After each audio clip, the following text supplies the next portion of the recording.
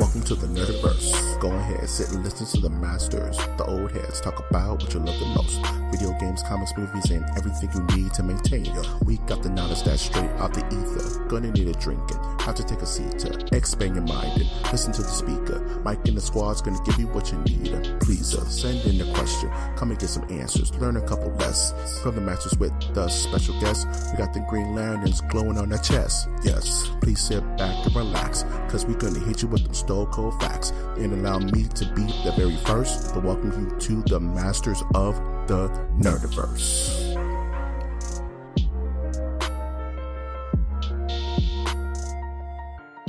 Welcome to Masters of the Nerdiverse, where we always have such sights to show you. You could find this Jolly Roger of a podcast on iTunes, Stitcher, Spreaker, SoundCloud, YouTube, iHeartRadio, and Google Play and Spotify. I'm, of course, your host, Mike G. And with me, as always, is my stupendous co-host, Winter. Waka waka! It's Trash Monk the Third, coming back to you from the 1950s. All right, well, aren't you?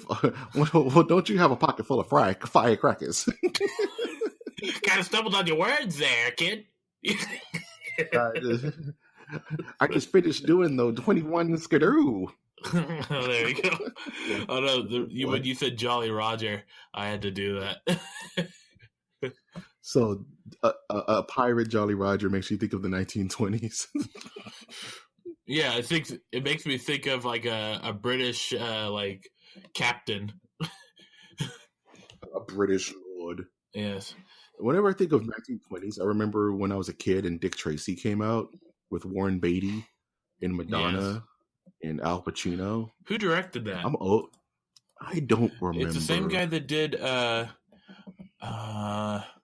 think Snake Eyes, I believe. I remember that being a really big deal when I was a kid. Like they made a problem with women. No, it's directed by Warren Beatty. Of course, it's directed by Warren Beatty. Of course, it's directed by Warren Beatty.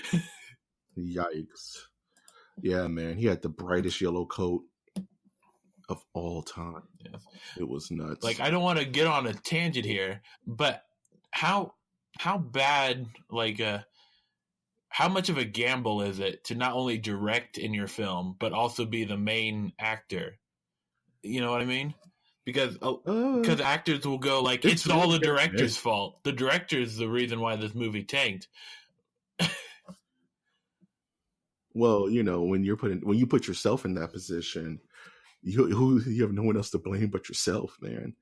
It makes me think of like Ben Affleck in The Town. You know what I mean? How he kind of directed and starred in it. And it was great. But then you have, I'm trying to think of another situation where the actor and the director was the same person. That's not like, you know, Uwe Boll or something like that. You know what I'm saying? Remember that guy? Remember Uwe Boll? Yeah. Yikes. I wonder what he's doing right now. I heard he was beating up critics in like a boxing ring. Yeah, that was the funniest thing ever. So I guess this is around when Postal came out. Mm-hmm. And of course, it got horrible reviews because it's a terrible film. And he was like, I'm done. You didn't like the cat silencer? Oh my God. Don't even remind me of that. Yeah. Are the kids like getting shot and like with squibs all over them and blood exploding? Yeah. Anyway. Or full frontal Dave Foley nudity? Okay, we'll move on. Just what we always did. For all those Kids in the Hall fans who just been waiting for it for all these years. Yeah. They finally got their wish. Remember that King of the Hall, Kids in the Hall sketch where it was like they kept saying sausages? Sausages! No, because I'm not an old man. But I did watch clips of Kids in the Hall on YouTube this morning. Winter. Shut up. I watched a few clips of like YouTube Classic. Yeah. Oh, you're making me feel defeated. We have to go on to the news. Nobody feels me on. If you're listening to this podcast and you remember the Kids in the Hall sausages, comment on the Twitter page, please. Let me know I'm not alone. I watched the one with the Bible salesman in it. That was cool today. See, I can eat that Bible for you. Where can you watch Kids in a Hall nowadays? YouTube. It's just, huh? YouTube. Damn, that sucks. We need to archive this stuff better. It's not great. You know, makes you want to fight. Speaking of things that have fighting in it, let's go on to the news, shall we? Let's go on to the dun dun dun dun dun dun dun dun dun dun. Oh, that was ESPN. No, that was NFL that was doing. Don't do that, because then like football players are going to rush into the podcast and tackle us and take a knee and right onto the right into my computer. Yeah, right during the national anthem, and then we're all fined. We're fined big money. Man, speaking of things that didn't pan out, don't take a knee on what's behind you. Whoa, that's going to be fun to watch. Let's get into this news. There wasn't much news this week, but there's Gamescom is going on in Germany. So there's a ton of video game news, but there's a couple of snippets that we can talk about. Mm-hmm. Like in the original Deadpool 2 script, they plan to have the Fantastic Four show up in the movie. And they went as far as to do. I'm glad they did not. But they went as far as to like do complete costume designs for them, which makes me think that they would have had a big ass role in the film if it's just a gag. Why would you go through all that production? You know what I mean? Like, right? And hire these people to come back. They must have had plans to make them a big part of the film, don't you think? Yeah. Or this is all a ploy to go like Fantastic Four is coming back, and it's in the Deadpool universe. I hate all universes. You know, I kind of hope that once this phase is over, like we get Avengers 4, that the cinematic universe phase is over. Like Marvel's just like, okay, it'll be kind of tied in, but we're not going to do the phase thing anymore. We're just going to let these movies rock. Oh, Mike. I'm tired of everyone trying to do the cinematic universe, man. It's they're really not going to end it, though. No, I know. I just want other companies to stop trying. There's no reason for there to be like a Meg cinematic universe. You know what I mean? Or, you know, the 21 Jump Street cinematic universe, man. This is super dumb. It's dumb ideals. I'm getting excited. I just read this article, by the way, that is connected to Deadpool in a sense that it has superheroes in it. DC Universe. What can you tell me about DC Universe's Doom Patrol? Yeah, Doom Patrol is kind of DC's probably answer to Guardians of the Galaxy. Really? They're like a they're like a quirky mod. They're kind of based off mod era England back in the 70s. They're these ragtag weirdos that are kind of like a mix of Austin Powers in the event in the X-Men. You know what I mean? There's an Elastigirl who grows really big. There's the robot guy whose name escapes me right now. There's a mummy who can astral project, but when he astral projects, his whole entire body becomes useless. And Brendan Fraser didn't play the mummy? Hi-yo. They probably asked him. He was like, no. But do you know who Beast Boy is? Do you know that character from DC? Beast Boy is originally from the Doom Patrol before he went to the Teen Titans, canonically in the comics. Cool. And yeah, so I'm not sure if this Doom Patrol is going to be live action or animated. I think it's going to be animated, from what I hear, when it comes to the DC Universe stuff. But I love the Doom Patrol. I think they're super cool. I just didn't read a lot of Doom Patrol comics. Well, did you read about who else is I know in the talks of being in the show? No. Yeah. You have the scoop? He's going to be tossing... Break it down. No, I don't want to say that. He's going to see the blues are coming with tossed salad and scrambled eggs. It is none other than Kelsey Grammer. Kelsey Grammer is going to play... Niles Calder. Yeah, he's the old guy who's kind of like Professor X. He sits like in a weird I just saw chair. the video of the image of it. Like, yeah, that's the Professor X knockoff. Yeah. I told you, the Doom Patrol are just like Austin Powers meets the X-Men. It's really weird. It's like Kingsman meets the X-Men. They all have wacky, weird powers. You know what I mean? And then they run afoul of stuff. So I'm super down for some Doom Yeah. Patrol stuff. And I'm like, I really want to get this DC Universe thing. I'm like really fascinated with how ambitious they're being, because they're naming like 5 shows to start with, and they're all in different levels of production. You know what I mean? So I'm just really curious to see how that all turns out. Oh man. Speaking to see how things are going to turn out, for my comics heads out there, Riri Williams, who's known as Ironheart, is getting a new title this fall. And just a really quick backdrop on, you may say, who the hell is that? And this is a character that Brian-Michael-Bendis wrote right before he left Marvel to go to DC Comics. And she was supposed to be the next heir to the Iron Man lineage. Tony Stark was quote unquote dead in the comics, or incapacitated. So she became the new Iron Man. And then Marvel started to walk it back. Like, okay, Brian-Michael-Bendis is gone. We want Tony back. So we're going to start changing things. Okay, her name isn't Iron Man. Her name is Ironheart, because she's so strong. She looks guys. boring. She's an Ironheart, right? Right? Okay. She's no longer going to wear the gold and yellow, because she's her own person. So we're going to give this African-American young teen a purple and pink and black suit with yellow stripes, because she's her own person, right? Then it's like, okay, let's take away the face shield, which is, the Iron Man mask, and just make it look like her. Let's just put that up there, because she's her own person. And it's like, all the things that Brian-Michael-Bendis worked to kind of diversify Marvel and give it some kind of forward push, Marvel's pulling back with so many of their characters and taking it away. You know what I mean? Like, she's no longer, at this point, she's not Iron Man. She's her own character, which is fine.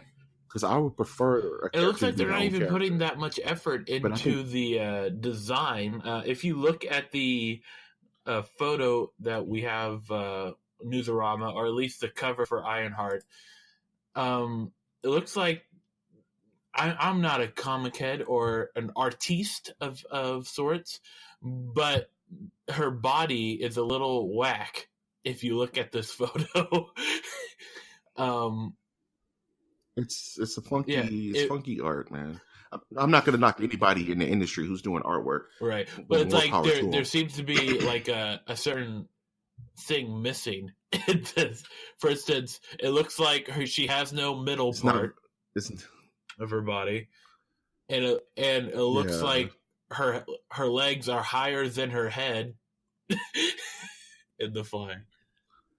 Oh, you're talking about like you're talking about like foreshadowing in the art. Is she flying in that picture? Are supposed to be flying? Yeah. It's tricky. Like, as an artist drawing that, it's kind of tricky, because you have to represent it coming towards you, but you also need to show that she has a waist, and it's a natural progression of eyesight from the bottom of her boots to the top of her head. You know what I mean? So that's tricky. Like, you have to kind of try that a couple times to get that proportion right. But I'm happy the character's becoming all on her own, and Iron Man's going to be back to Iron Man. But it seems like a half measure to me. It's like, if you're going to make her Iron Man, let her be Iron Man for at least to make us miss Tony.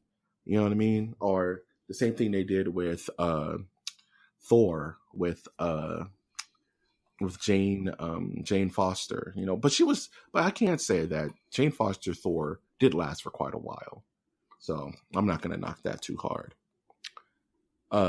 Speaking of things that may be knocked way too hard, to see how people take it, Battlefield 5 open beta starting next month. Is this something you're going to be hyped for, Winner? Put those women on the battlefield. Is that still a heated issue? I think so. I think people have chilled on it, though. People are just like, all right, fine. Were you there? Were you in World War I? Do you know? When we were on the battlefield, do you particularly? Troll nerd? It's a slippery slope, okay, though. They'll now add mech warriors next to the battlefield. And I would love if Battlefield 5 just added freaking werewolves or something stupid. That would, you know what? You already know how to get my money. Is if in the campaign proved that like Yetis are real or some shit, you know? Like, or some guy just walks out in a fucking mech suit from Battlefield the future. That's how you Hellboy get my edition. money, guys. I would. I want dumb stuff. Yeah. That's exactly right. No. You ever read Hellboy? They look like the good. books? They're super good, man. Hellboy. Yeah, the art is amazing. Mike Mignola is such a weird and good artist. Oh, read old school Hellboy, ladies and gentlemen. You will thank me later. Speaking of hellscapes, a lot of people are kind of lost in WoW holes because World of Warcraft expansion, Battle of Azeroth, don't kill me, please, is pretty much just wrecking everyone's lives and taking over whole universes. And this is from our sponsor, Old Spice. Don't go outside musty. The girls won't like it. Those are the fans ripping into you like, he doesn't know how to say Azeroth. Let me apply my Old Spice. Yeah. I need to go out to 7-Eleven and get me some more chili dogs. Don't worry. I couldn't remember what pop toys were in our recent episode of Trash. All this stuff starts to run together after a while, especially the newer stuff. This pop vinyl stuff. I'm not a WoW player. I tried, but it's just one of those things where I can only subsist a monthly subscription for a video game for so long. Right. You know what I'm saying? Before I just get bored or irritated that I'm like, hey, I want to buy a soda. You can't because your last $15 went to WoW. What? No. I'm over it. So, are you excited for this news at all, Winter? Do you care? No, I think WoW is a bloated game that should. Okay, I have a question for you. Yeah. Would they ever make a new WoW from the floor up? Graphics redesign, combat redesign, infrastructure redesign. Would they ever do it? Would they ever be brave enough to say this is WoW 2? Get hype, Blizzard. I don't think they would ever do a WoW 2. It would be more like if I'm gonna talk to the older nerds out there, it'd be similar to like Ultima Online used to do, where it's like, well, this is like kind of like Ultima 2, but it's like a different client so that you can play 3D Ultima instead of the regular 2D, or like the isometric. Yeah. That'd be cool. Like, yeah. What I hope they would do is, yes, give us a new World of Warcraft, but just let the servers rock for the old one, and just just open it up for modding and let people do whatever the hell they want. Yeah, before they would do a new WoW, they would need to release a new Warcraft RTS. I would say. You think so? I think so. I mean, StarCraft is holding up.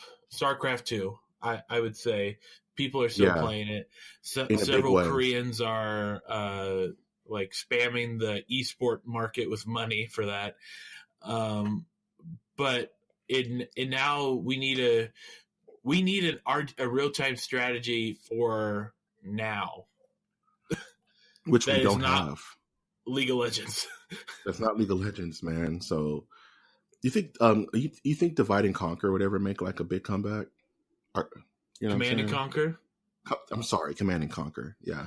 Yeah, I love Command and Conquer, so I'm a little biased for that. But I think that could make a comeback. Sid Meier's Civ never leaves. Yeah. There's a dedicated fan group.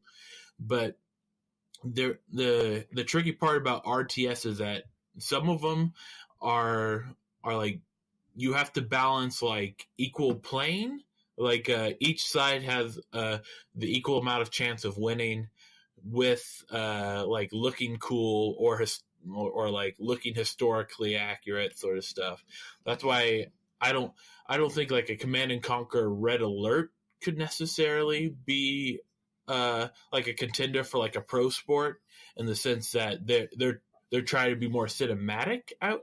But I would say like a Command and Conquer Tiberium Wars, where it's like, okay, everything is fair game. This is sci-fi. We can do whatever we want. Now we can like work on equalization. I don't know. I could be just talking out of my butt here for that, but it just seems like Star Trek not Star Trek. Yeah, StarCraft yeah. is a competitive esport still, but you don't see any competitors of like Command and Conquer. Yeah, because I just think of those older games, like you said, like Command and Conquer, Civilization, maybe even Ultima, Yeah. just need a new fresh coat of paint to bring Well, people I back in. would disagree with Ultima at least, because Ultima is going for the should go for the nostalgia market of like, remember when MMOs used to be like this, and they Right. also do the subscription a month thing, which I think is the dumb idea. It used to be you'd have to pay $20 a month to play Ultima Online, I believe. Wow, man, have fun with that. Yeah, Yikes. try to explain that to your parents when you're a kid. Mom, I need $70 a month to play this video game. What? What? What? Oh man, let's get. Speaking of angry mothers that probably won't let you play the video game, the Until Dawn guys, Supermassive, have joined up with Bandai Namco to make a new video game, a new horror video game that looks and feels a lot like Until Dawn, just with a different publisher. It's super weird. It's like, why not just make a sequel to Until Dawn unless you just didn't have the rights or something? You know, why jump ship to a different producer or publisher to make the exact same game? It looks like. Did you have a chance to watch this trailer for this weird, quote unquote, video game horror anthology that they're planning for this game? No, I did not, but I read about it, and I am excited. I'm excited. I'm excited. I'm not gonna lie. It's just, did you have a chance to ever play Until Dawn? I watched somebody play it. I played like a demo of it. I watched people play it. It was mostly demos on how to get to the sex scene in the game. I was a different person back then. That's but okay. it was, I mean, there's so much potential with Shattered State in the sense that like you have there's definitely going to be Shattered State VR coming out. Yeah. And in the era of DLCs, in the era of seasons upon DLCs, it's correct. It's right that they should make it an anthology. Fair enough, because then if it's an anthology, I like the word anthology because it makes you not gluey. It makes you not glued to characters. Yes. So if in your run all your characters survive or they all die, you know that in the next DLC, finger quotes, it may be a completely different cast of characters with a completely different situation. Yes. You know, and I would make it Iron Iron Man settings where you cannot. What? Iron Man settings from I think that's what it's called, an XCOM. From XCOM? Yeah. Oh, that sucks. That's rough, dude. That's the hardest settings ever. If your guy down, he's dead. Just finished. Yes. I would be the Stalin of the video game world. just make it like rough, dude. When you're dead, you're dead. When you're dead, you're dead, man. Buy another $60 copy if you want to continue. If you wipe your whole squad, your game is bricked, motherfucker.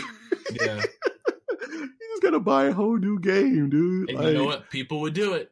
People will do it because there's nuts out there who love it. Yeah. Speaking of video game sadomasochism, Dark Souls Trilogy is coming to the PS4, Xbox One, and I think PC. So they're just giving you a bundle of Dark Souls 1, 2, and 3 and saying, get good. Have at it, man. Go nuts. Go super nuts. I may pick this up because I've always started and never finished any of the FromSoft games. I tried Demon Souls and beat my brain into it. I just stopped playing Dark Souls 3 because something else came out and took my attention. So I may just beat Dark Souls 3 before I buy this, but I like anthology collections. Like the Devil May Cry HD collection is one of my favorite anthology collections where it's like, play Devil May Cry 1, don't play 2, but play 3. Yay! Okay. All remastered. Don't play Devil May Cry 2. Don't do it. Don't do it. Don't do it. Don't do it. Don't do it. All right, news. This game, like I said, Gamescom is going on this weekend, so they show more footage for Devil May Cry 5, which is my game of the year already. And they gave us a release date, which is March 9th, I believe, which is around my birthday. So if it's just the Devil May Cry cast that week, I apologize in advance, Winter, because I'm not going to shut up about this game. All right. Because I love me some Devil May Cry. That's okay. No, I'm gonna make you engage me in conversation. Hey, Winter, remember in Devil May Cry 2 where Dante did the flip? Do you remember? Remember? When he went boom boom with his gun, and everyone with hat. Gun. Yeah, he had his pew guns. That. Yeah. So Devil May Cry 5 looks amazing. You have freaking Nero doing surfer combos on his rocket arm, and Dante's turning his bikes into damn nunchakus and stuff. Too hype. It's super dumb. I love it. It's super stupid. I don't care. I will defend Devil May Cry forever. No, my love of like ridiculous action films is just being translated into video games, which you enjoy. Yes, I've loved Devil May Cry since the very first one on the PlayStation. I want to say PlayStation 2. I don't remember. It's all running together. Mm-hmm. Don't let it set in.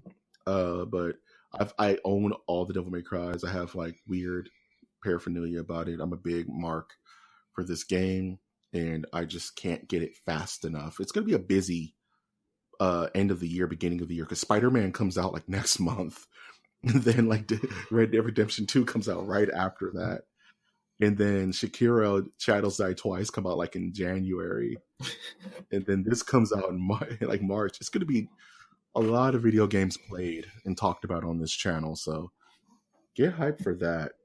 And really quick, I just want to mention American Gods is going to make his first appearance on New York Comic Con. The only reason I mention that because I recently marathoned American Gods, and that's a fascinating show, man. Neil Gaiman,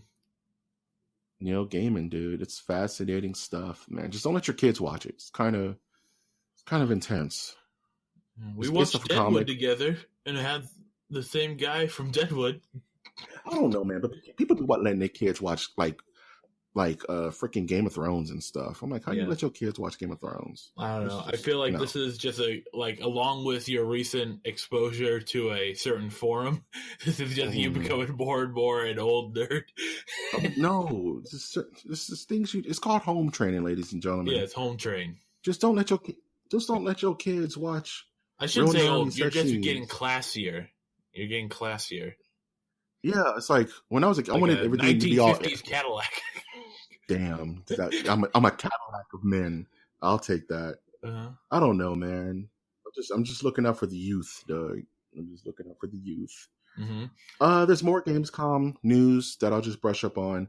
Resident Evil 2 is showing way too much of the game. I kind of just didn't watch that trailer at all because I just want to play the game now. Mm-hmm. So dodging that, Soul Calibur 6 is getting arcade mode and a new downloadable character for Tifa. She's the winner. Is that really news? Yes. That they have an arcade mode? Yes. It's super new. You know what? You say that, but Street Fighter V shipped without an arcade mode. Really? Okay. Yeah. The game shipped without a damn arcade mode. So everybody's real testy about like put a damn arcade mode in your fucking game. What's wrong with you? I don't the I worst don't get decision it. in history. I don't get it. It's like you have a working formula. You just keep the same game, update graphics, add new characters to keep the masses at bay. It might as well be Madden. You just have a versus mode. You have an online mode. You have an arcade mode. Yeah, there you go. If you go the other route, just have a Madden, like a football game every year. Just have your fighting game every year. No, Winter. It's every 2 years. Every 2 years. And then you bring out the new hotness. Fighting games are awesome. Soul Calibur 6 is going to be insane. That's another game I'm not going to shut up about for a little while. Yep. And I put up with it for the fans, folks. For the fans, folks. This is why we're the Nerdiverse. We talk about everything. Everything. Yes. And I get cranky about everything. About everything. Oh, man. Do you have any thoughts before we close this bad boy out? Yeah, check out the episode that I believe came out before this. Trash in the Yeah. Raw. Trash in the Raw. Yes. I went around in a local Comic-Con and I was very uncomfortable, but it Nice. was very, I hope you got some of the banter that I had. It's pretty Yeah, much, man. if you were walking right next to me, nothing would have changed. This is exactly how I interact with people. Listen to Winter walk around this Mariposa Comic Con and really just talk about how awesome he is and how awesome. And that Batman that you saw was actually the Dark Knight Joker Batman, or it could have been the Blackest Night. Did he look like a zombie? The Batman you Yeah. saw? Yeah, that was Yeah. Blackest Night Batman when the Black Lanterns came to Earth and reclaimed everyone who's died before in the past. So Batman, of course, in comics Well, history, there you has go, died. Marcos. There you go, There you Marco. go. It's Blackest Night Batman. If you want, I'll draw you one. Let us know in the comments. I will whip it up and watch me nay. If I'm all, you want. well, I'm not done yet. So Go for also, it. I'm close to 300 followers on Twitter. I just need 4 more. So follow me at TrashMug III. That's TrashMug III. Yes, and I've gotten the okay from a certain person that I can do that. So Yeah. I was always skeptical, but I'm just gonna do it. Just do it, man. You And got to be yourself, man. yeah, Yeah, man. We're about to hit. We just hit 550 followers for the MOTN Right. channel within the course of like a month or two. So yes. let's 3/4 of them are movie review podcasts. I have to say, That's fine. Yeah, I love it. man. I love it. That's fine, man. It's a community, man. This is one of the things I love about it is that we're joining a large community of content creators, podcasters, artists, musicians who all just have a love for this stuff, man. This Right. nerdy But I just remember stuff. like when I was doing couch commentary, I'm like, oh, this is unique. No one's doing there's a very few movie review podcasts or like movie commentary podcasts. Billions of them. There's a whole a galactic cluster of movie review podcasts out there, man. I'm just a simple country boy. Oh man, I was born a poor black child. But nah, man. But everybody has their own point of views, which just makes this thing beautiful, man.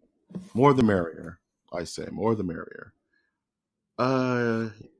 What they should do. Okay, this is my last idea, and then I'll stop talking. That's okay. Keep talking. Nah. I gotta get out of here. It's already.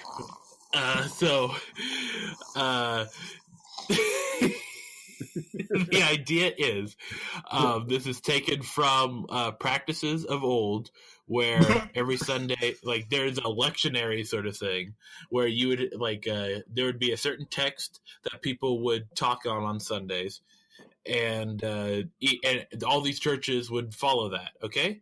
Now combine that with movie podcasting. Okay. If they all got together, like they could all call themselves like the Guild of Movie Podcasts, and each week there's like agreed upon video that all of them will talk about, and then you get all these opinions of the same movie at the same time. Because that's what I want. I want to know what these people think about the same movie. I want you to form it. You want like a Borg collective of movie review podcasters, and they have one, and they have one idea in mind, and that's to review Tu Wong Fu, Thanks for Everything, Julian Newmar, and give their opinions on it at the same time. Yes, like I would like, please explain this movie to me, or like, what is it, the Wisecrack Movie Podcast, to talk about the same movie that I Married a Nerd is going to be talking about. Shout out to I Married a Nerd that followed us on Twitter. Shout out to I Married a Nerd. You guys rad. Yeah, that's just my idea. I've already see flaws in it, but that's fine. That's fine. Yeah, we'll make it work. I'll put the feelers out, bruh. You know what I'm saying? See how everybody's feeling. Oh, one last thing. Windjammers 2 got announced. That's big news. It's going to rock your world next year. Play more Windjammers. It's an awesome old school game that has a revision. It's back. It's like Pog. Windjammers. I'll fight you. I don't want to fight you. Cool. I'm trying to do the one load cough. I just got overly aggressive about Windjammers. Wow. Yes, this is what this podcast is about. If you want to support my violence, you can definitely join our Patreon. With a mere $1 a month, you will be doing this podcast a great service and helping us update our equipment, be able to do more shows, and help us sustain what we love doing, which is having a communication with all of you listeners who love the same stuff we do. You can also support this podcast by leaving us a like, giving us a comment, and asking to please subscribe. May that be through iTunes, Stitcher, Spreaker, SoundCloud, YouTube, iHeartRadio, Google Play, Spotify? Maybe. I've been, of course, your host, Mike G. And I've been your host, Winter at Trashmonk. And we will always ask you to take that one step beyond.